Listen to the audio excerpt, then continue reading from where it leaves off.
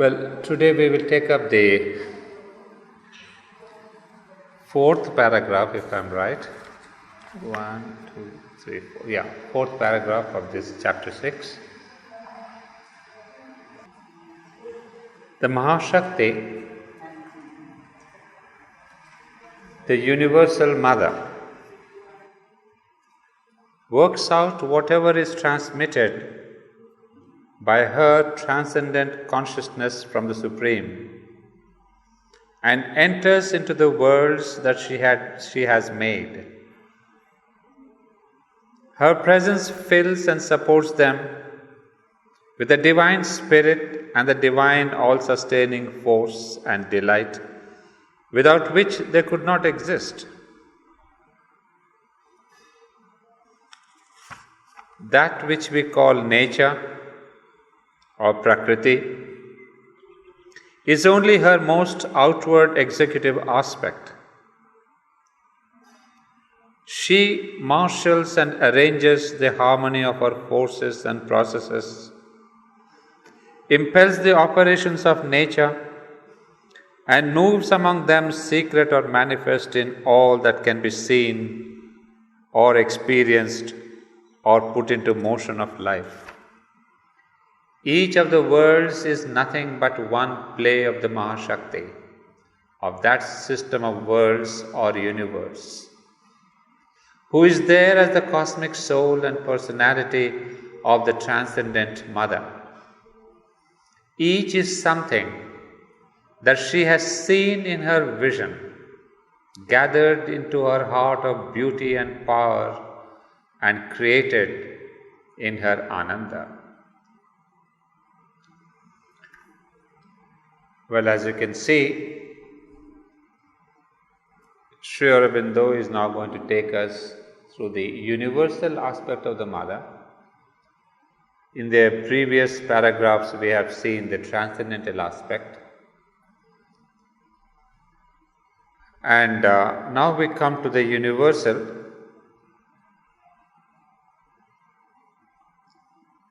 And in this you will see very clearly he says that this Mahashakti,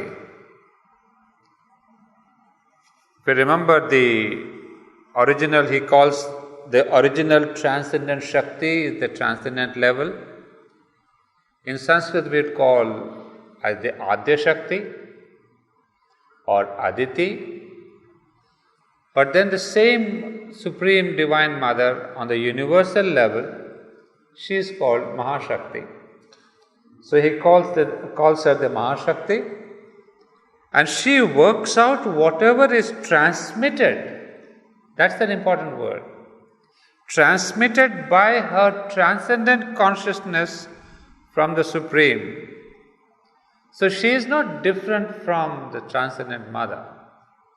It is only, as you must have realized by now, that there is always a hierarchy in this creation.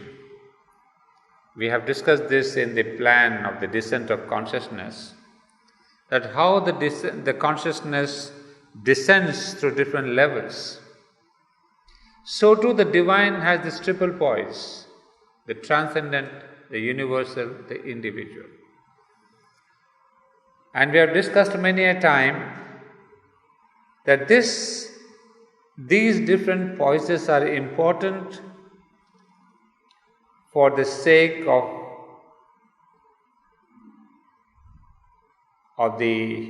man wanting to evolve himself into a spiritual being. You see, if you say, what is the need and necessity of this universal mother, transcendent mother, why all this big philosophy?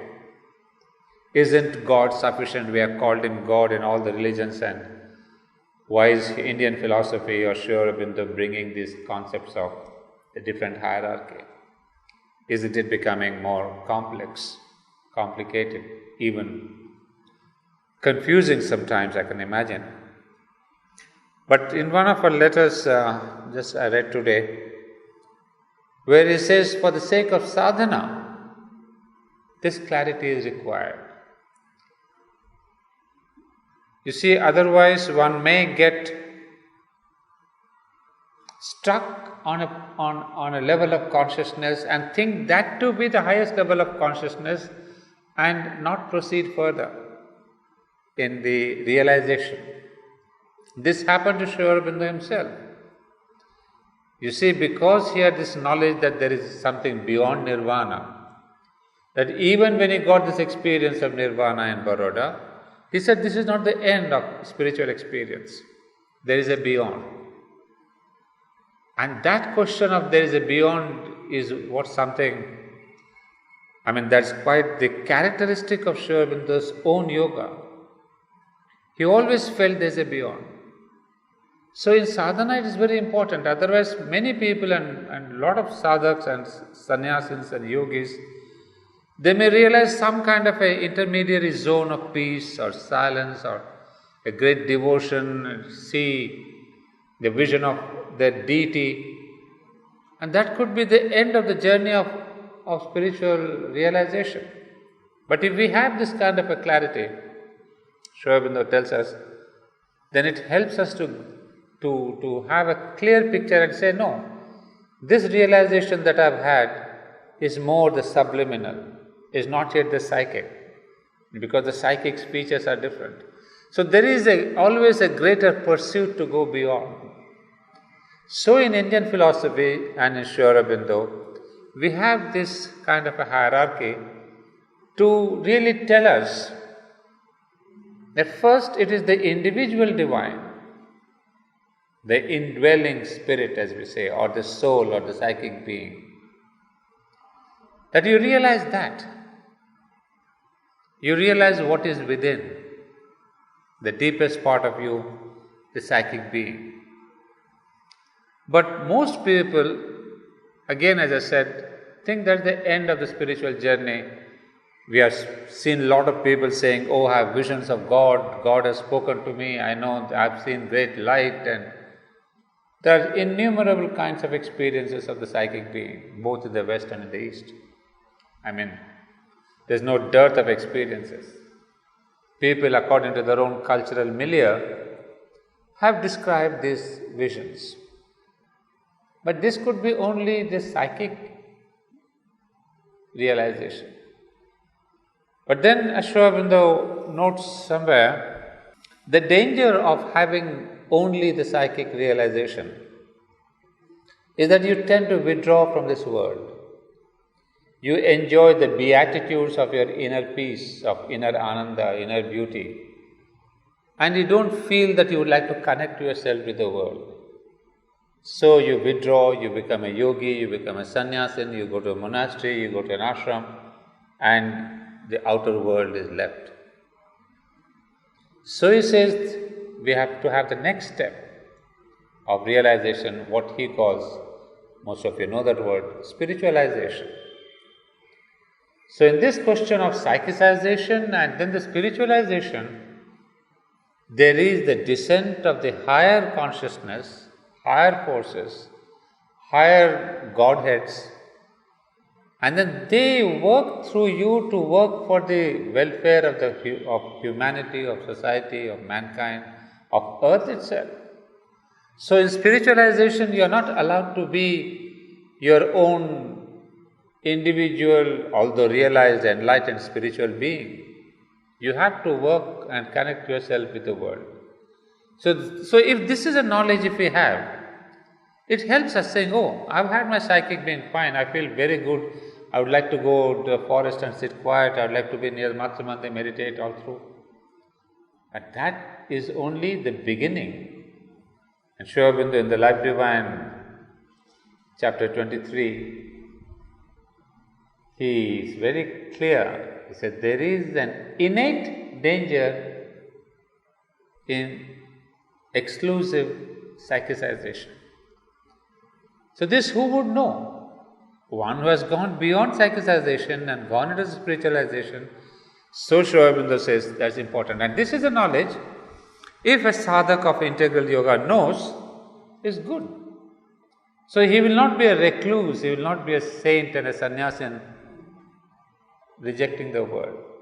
So this helps us that there are three aspects of the divine, and each aspect is important, but we have to proceed further.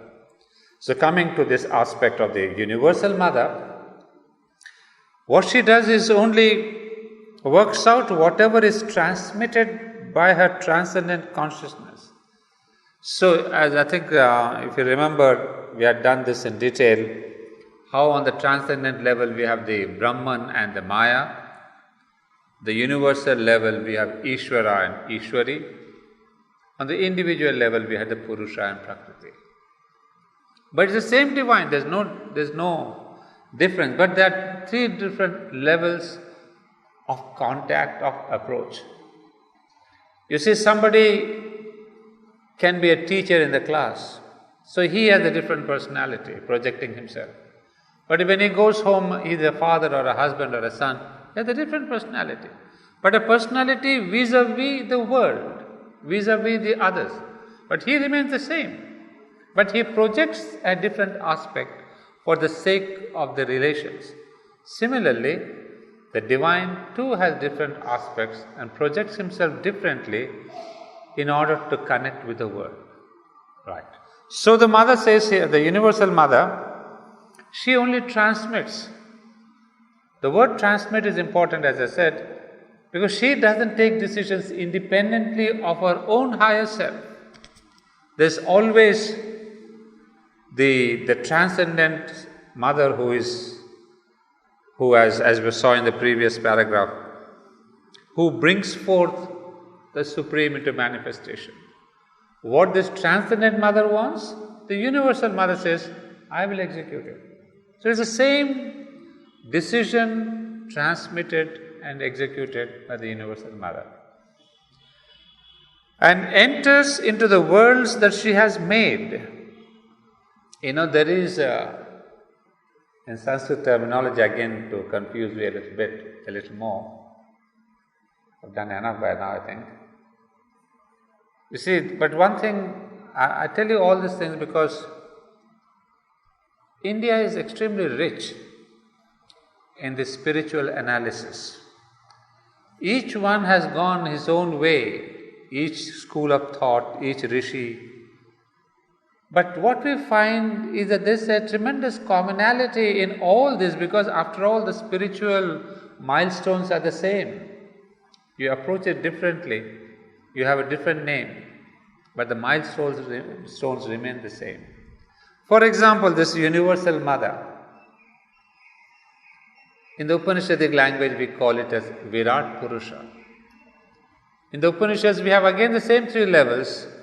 They call it the Prajna, the transcendent divine, the Virat Purusha, the universal divine, and then there is the Hiranya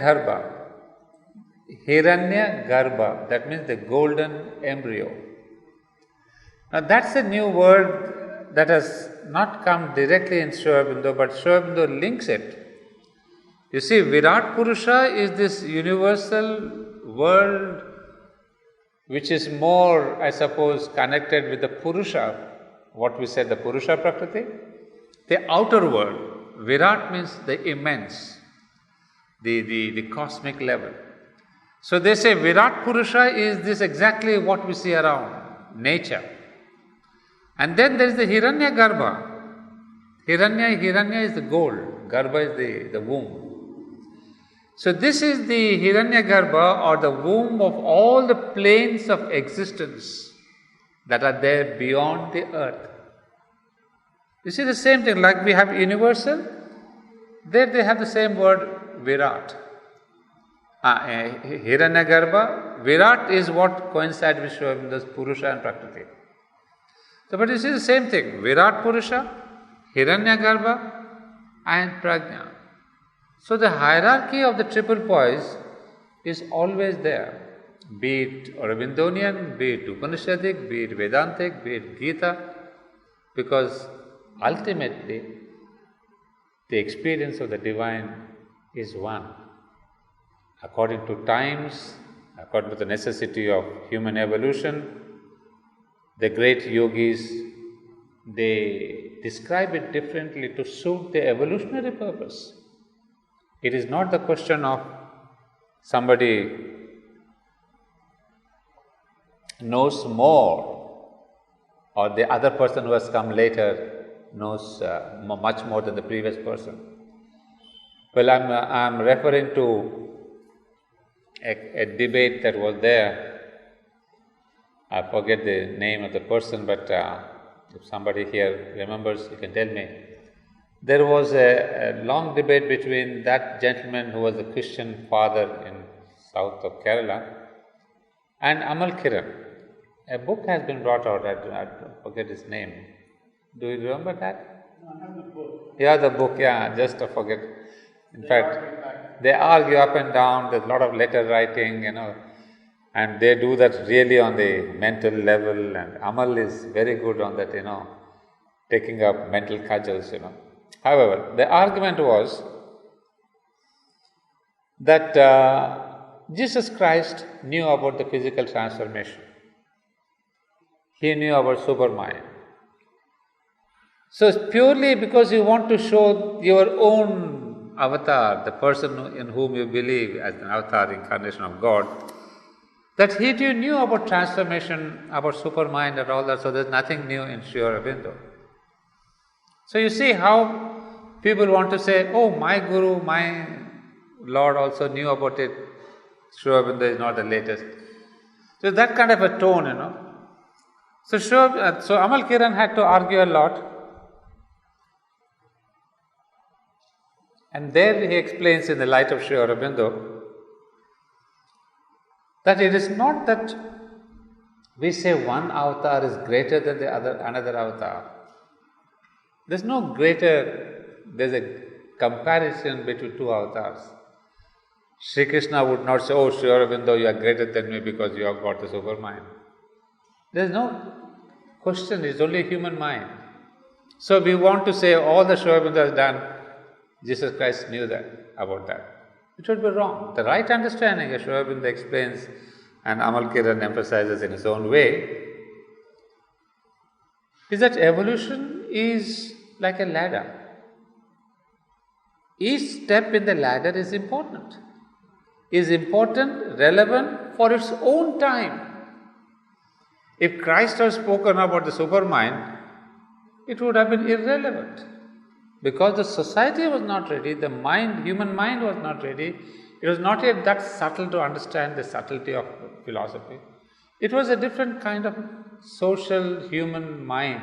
So, Lord Christ gave something, Buddha gave a similar thing, later Sri Krishna gives, but all of them, if you know our Indian mythology, they are all the same incarnations of Vishnu, the same supreme divine. But as it is said, each avatar comes to give mankind that which mankind of that time can understand. The language also is known and used the same language. If Lord Christ had written Savitri in those times, nobody could have understood, not that we understand much of that. So you see, the language changes, the symbolism changes, the message changes. So it's no question of saying that Buddha knew everything that Sri Aurobindo knows. A typical example I will tell you of Sri Krishna, who is supposed to be just preceding Sri Aurobindo on the level of the consciousness. It's not that Sri Krishna did not know about the supermind. As an incarnation of Vishnu, he would know. But even as an avatar, it's very interesting to see that in the Bhagavad Gita he never spoke about supermind. But in the essays on the Gita, if you read it closely, Sri Aurobindo says he points toward the supermind without mentioning it. And especially in the aspect of yoga, he is extremely close to integral yoga. So, the predecessor to integral yoga is actually Sri Krishna. And then my argument is that when Sri Aurobindo was in the jail, who gave him the new yoga? It is Sri Krishna. Who told him about the new yoga? Swami Vivekananda. And Swami Vivekananda in his life never ever uttered about supermind. So you see, they block that knowledge which is not required for their own mission. If Vivekananda were to speak about all that, the mission with which he came upon earth would be incomplete. So, but at the same time, when they saw a person who was capable, who was getting ready, so both Swami Vivekananda and Sri Krishna come to the jail and prepare Sri Aurobindo for the next step. And of course, what happened in 1926 again tells us that Sri Krishna knew that there is a next step in evolution. He collaborates. So what we have to understand is that there is no question of higher or lower, lesser or greater among the avatars. They are here with a single consciousness, but putting out only that much of knowledge and force and will that can be absorbed, taken by humanity. Otherwise, if they bring in something too much in advance, as it happened also, that experience some of you know, maybe Toby remembered that reading. When Ananda came down, when the supreme aspect of Ananda was brought down, apparently there was the earth's resistance and the human beings ended up in the world war. You see, so it's something that is forced down much before its time creates the resistance in the world. So Ananda was withdrawn. Mother says, no, go back, the world is not yet ready. So that's what is very interesting, that these avatars who come, they come not only to bring a new consciousness, but they prepare the elite of human consciousness to receive what they are going to bring. Otherwise, the beautiful experience of Ananda, the world revolts, and it can take an ugly shape of a world war even. So that is why Lord Christ or Buddha or Krishna or Rama will not say, hey, I'm going to bring a supermind which is going to be the highest thing. Each prepares himself or herself for the next avatar. So it's like a ladder. So in that sense, we should understand all that's happening here. So there's always a hierarchy, be it in the avatars, be it on the level of the work being done in the different poises. So we're coming back to this sentence. So her presence fills, so I told you about the Virat Purusha and all that in this context. Her presence fills and supports them with the divine spirit and the divine all-sustaining force and delight, without which they could not exist. See, this is very interesting. I mean, I have read it a couple of times. Each time I see the Sri Aurobindo always uses this delight, as I noted in the previous paragraph, creating Ananda, delight without which they could not exist, and the end of the para again saying, created in her Ananda. So Ananda seems to be that creative delight, that creative energy. Without Ananda, actually there won't have been any creation at all. Because he, in this chart that I'm going to take up, he says that which links up Sat and Chit, that which bridges, links up this Sat is this existence, Chit is this consciousness, is Ananda. Ananda is the bridge and the link between Sat and Chit.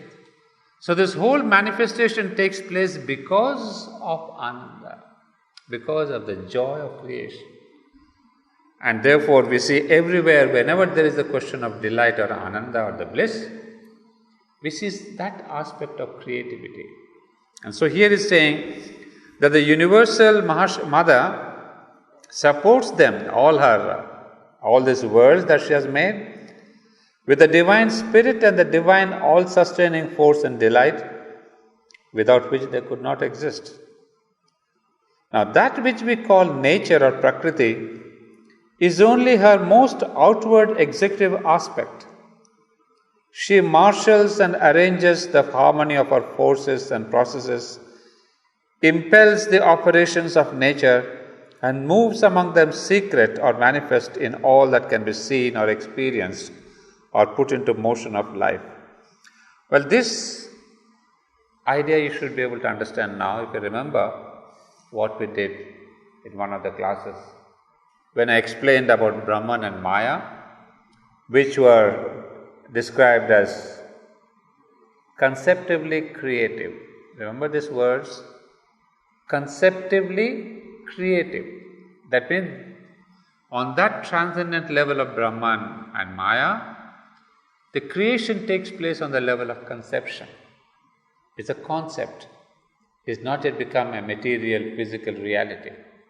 That's why the word is conceptively creative. But then when it comes to Purusha, Ishvara and Shakti,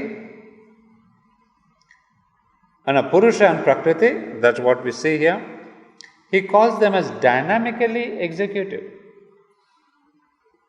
You see, Prakriti, the lower nature, executes dynamically what has been conceived on the higher level. And of course, we have talked about this, giving ourselves the example of an architect, that somebody has an idea, a concept, and that concept is put into reality by the mason, by the architect, by the plumbers, by the electrician, etc. So there is a conception, execution. So the conception is done by Brahman Ishvara, Brahman Maya, execution by Purusha and Prakriti. And that is what Sri Aurobindo is referring to. That which we call nature or Prakriti is only her most outward executive aspect. That is on the gross physical level. That concept that has been conceived by the Transcendent Mother has been translated. So this Universal Mother, in between, who is there like Ishvara Shakti, she executes that. And you see this question of she marshals and arranges the harmony of her forces and processes. So in everything that is being executed on the level of nature, there is the divinity. In fact, I just read a letter before coming where Sri Aurobindo says,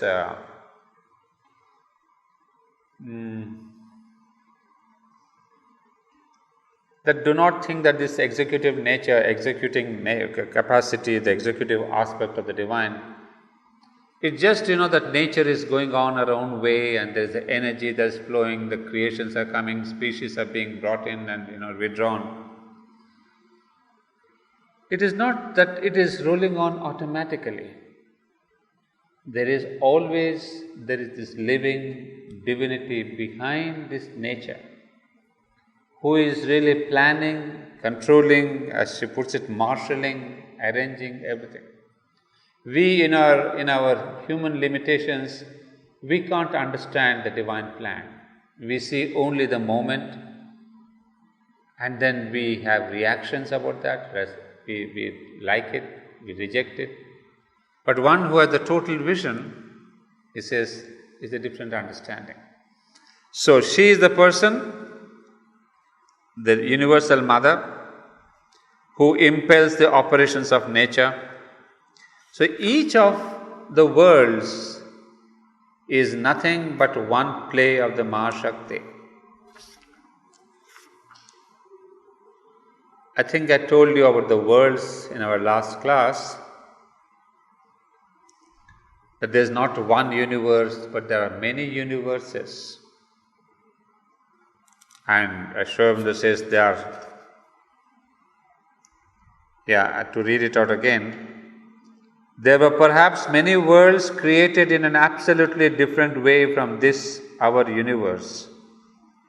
Not only were they there, but perhaps at this moment there are countless universes with which we have no contact and of which therefore we are totally ignorant and which may exist.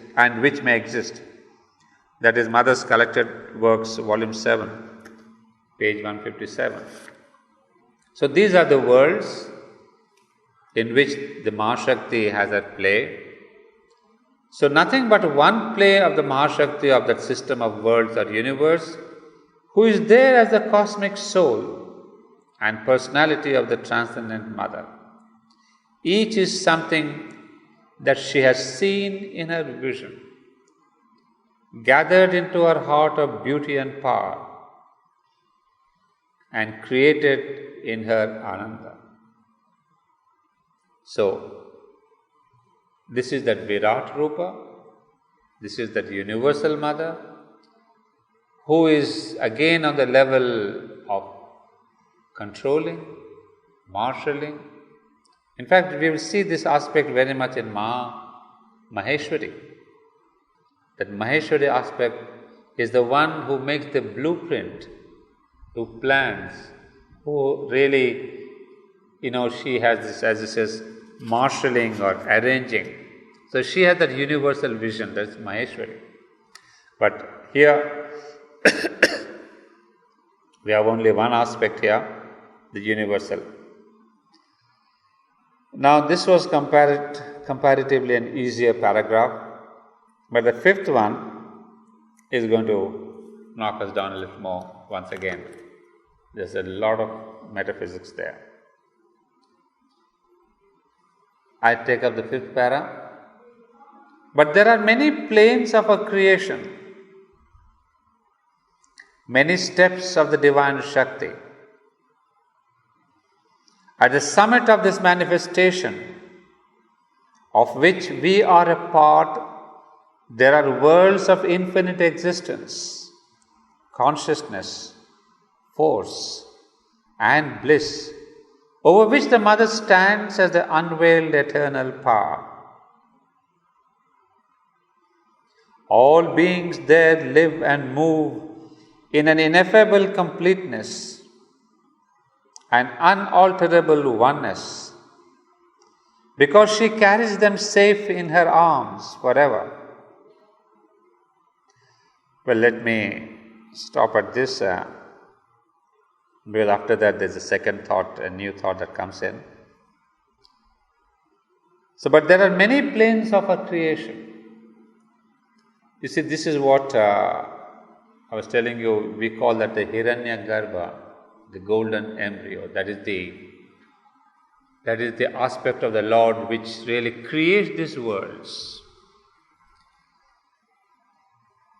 Now, Sri Aurobindo is talking about all these worlds which are many steps of the divine Shakti.